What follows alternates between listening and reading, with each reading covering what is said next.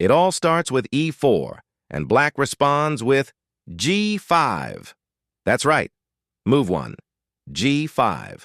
Welcome to the Borg Defense, the most ridiculous, chaotic, and unexpectedly dangerous opening in chess. Let's see how this total madness can actually win the white queen in just 9 moves. g4. And now the white queen is eyeing that free pawn like it's candy. But here's the catch. Nothing else is developed for black. No knights, no bishops, no castle, just a bunch of pawns pretending to be an army. It looks hopeless. But this is where the Borg defense starts to show its teeth. Believe it or not, this pawn roller, g5 to g4, actually has a name. They call it the Madlad G-Sling because only a madman would sling both pawns forward before developing a single piece.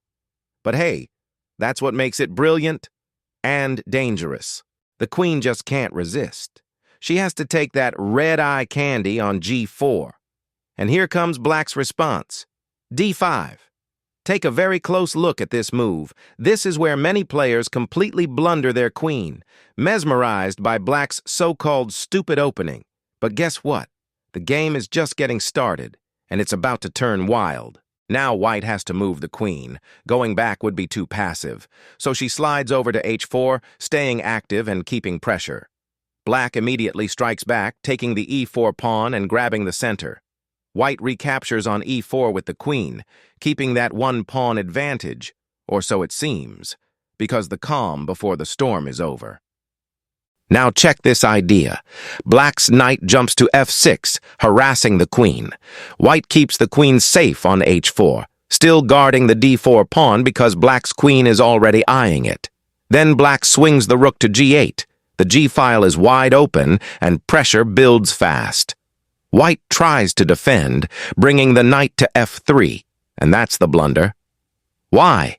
Because it walks right into the classic Borg trap, giving black every tempo needed to launch a full attack.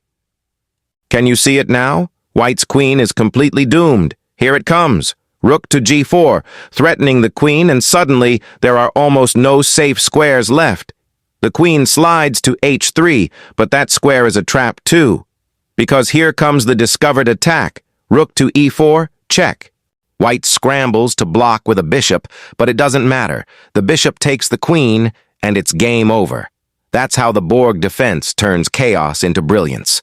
Don't forget to subscribe to Timur's Tactics for more traps, more chaos, and more unexpected wins.